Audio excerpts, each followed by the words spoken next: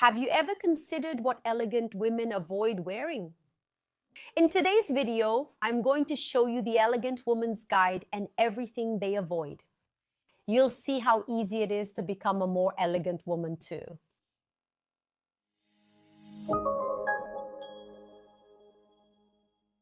Hello, welcome to the Etiquette and Protocol channel. I'm Juliana Santiago, an international etiquette specialist, and today I've gathered the 10 things that elegant women don't wear.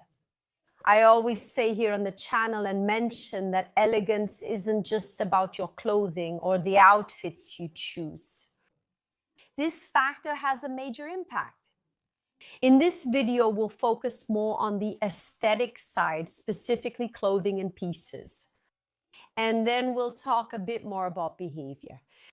This is also a key factor in developing an elegant person. So, speaking about clothing, what's the first thing we need to think about?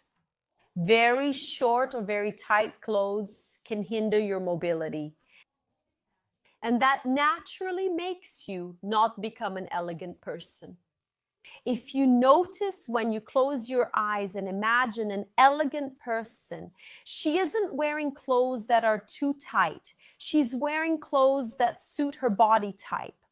Here, I'm not talking about body types, but rather about the clothes fitting the body you have. This makes a big difference in giving you a visual impression of a more elegant person, especially when it comes to very tight clothes. This makes it a bit harder for you to move. Sometimes it might not fit your body very well, and that gives a very unflattering visual appearance. It impacts the aesthetics. In the case of short clothing, it really makes it hard for you to move, to cross your legs, to feel comfortable, which can be a bit riskier for this more elegant behavior. Exaggerated prints and big logos are also a bit risky. Elegance is linked to discretion. And when you wear a lot of prints, especially a printed blouse with printed pants, or a piece with a lot of logos, even if it's from a designer brand, that can be a bit more risky and harder to get right. Here in this video, I want to make things easier for you. That's why, for example, choosing a patterned blouse with plain pants is an easier way. Similarly, if you want to wear a piece with a logo, choose a more discreet logo and pick just one piece with a brand logo. Many people associate designer clothes, especially those with expensive brand logos like Gucci, with branding. This is associated with elegance, but excess is not associated with elegance because, as I mentioned before, nowadays elegance is increasingly linked to discretion. Synthetic and low-quality fabrics. It's also something that will naturally make you look more negatively affected in the way you present yourself. That doesn't mean you need to buy expensive clothes or invest too much in pieces. But we know that pieces, for example, made with more synthetic materials can wear out more easily. They make you sweat more. That doesn't help your personal image, does it? When we talk about elegance in clothing, in dressing, in wearing, we need to eliminate anything that in a way might not be a good ally. So pieces made of synthetic materials that don't breathe are very difficult to succeed in this situation, unlike cotton or linen pieces, which are fabrics that breathe a bit more with our body. And I like to emphasize this because here in Brazil, especially, we are in a country that is very hot. And many times, even in the winter, we go through periods of extreme heat. So having good materials makes a big difference for you to maintain that elegance continuously and throughout the whole day. Be careful not to overdo it with accessories. I really like to wear accessories, whether it's in my hair, earrings, or necklaces. I think it's something that communicates and really transforms the power of a look, of a visual composition. But we need to be assertive. And here we need to think about where we want to draw attention. For example, if you want to wear accessories with more impact, bigger accessories, the ideal is to choose more minimalist clothing pieces. And then when you want to wear more patterned clothes, choose more minimalist accessories as well. So it's interesting like this, very patterned clothes, smaller, more delicate accessories. Minimalist clothes, bigger accessories. That's a rule. There can be many people who are elegant and wear a lot of patterns with many accessories. But the chance of that working out is a little lower. Sometimes that person has a better sense and knowledge of styling, of putting together an outfit, and she's more trained to do that. If you want a safer, more reliable path and to avoid mistakes, start observing. Do you want to wear a bigger necklace? Choose a blouse, for example, that's more minimalist in a single color without too many ruffles. That will highlight the necklace and make it the focal point of your outfit. The same occurs when you pair a large earring with a large necklace. Does that mean you can't wear earrings with necklaces? Of course you can, but choose a smaller necklace to wear with a larger earring and vice versa. If you enjoy elegant content, don't miss the Etiquetta e Protocolo channel. Here we talk not only about elegance as a way of dressing, but also as a way of behaving and a lifestyle. Join our group, like the videos, subscribe, and turn on notifications to stay updated. While discussing accessories, we should also highlight makeup's importance. Makeup comes to add to and enhance our beauty. It's clear that when we're wearing makeup, we look more radiant and our self-esteem is boosted as well. It gets enhanced because it feels like it's something that comes from the outside in. And it's important for us to enhance our beauty through makeup, because makeup really helps to highlight even more what is beautiful about us. You don't always need to wear makeup. That's not what I mean, and I don't want our conversation to go that way. We understand that wearing makeup makes us feel even more ready to enjoy the day. That's why paying attention to the way you do your makeup also makes a big difference. For parties, you can choose a heavier makeup look. Now, for everyday life, I suggest that you pay attention to the way you do your makeup. A darker lipstick is also interesting.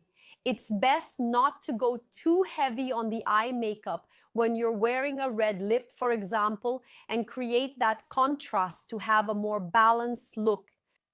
Very high heels or extremely uncomfortable shoes also won't look elegant and won't give off that impression. You can wear high heels without any problem, but there are some heels that are extremely high. And also pay attention to the environment you're in to see if those very high heels are appropriate for that kind of situation. Nowadays, in the market as well, even when we talk about high heels, we have other options too, for those who need them, like wedges. Platforms can also be casual, sporty shoes for occasions when stilettos wouldn't be appropriate. The same happens with uncomfortable shoes. You know when the shoe is sometimes smaller than your foot, for example, or when your toes are sticking out of the front of the shoe. I bought shoes the other day.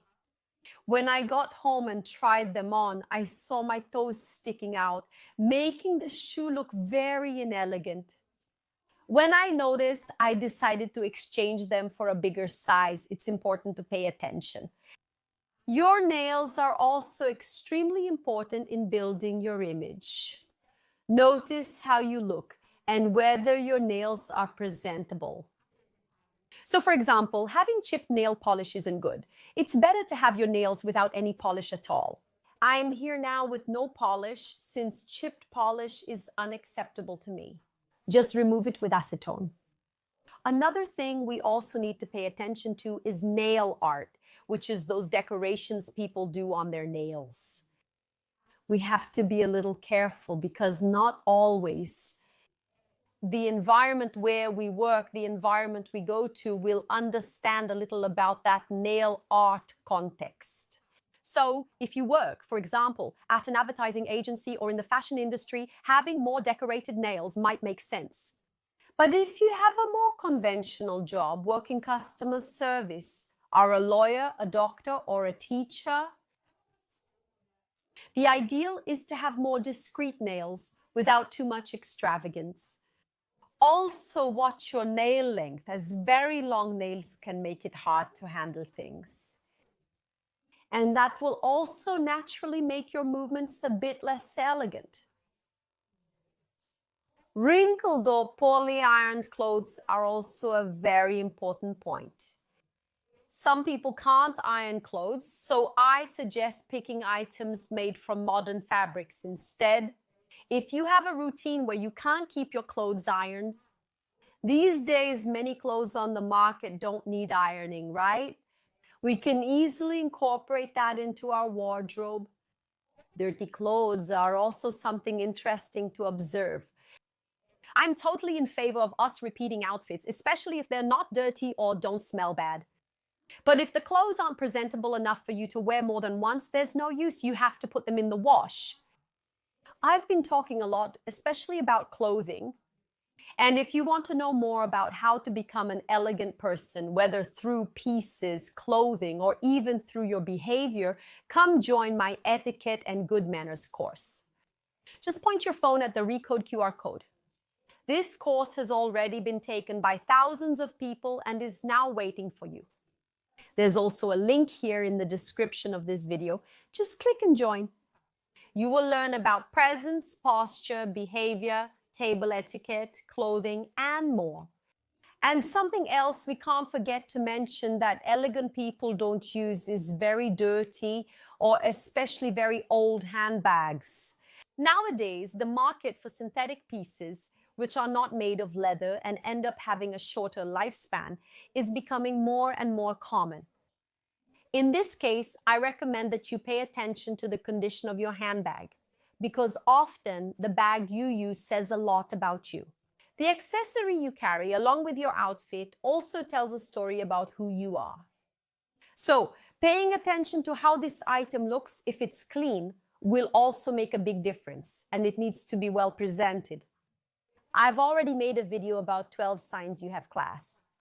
Click here on the side to watch it right after this, and remember, the link is in the description here. Join our etiquette and manners training and become part of our school. I'll be waiting for you. See you later.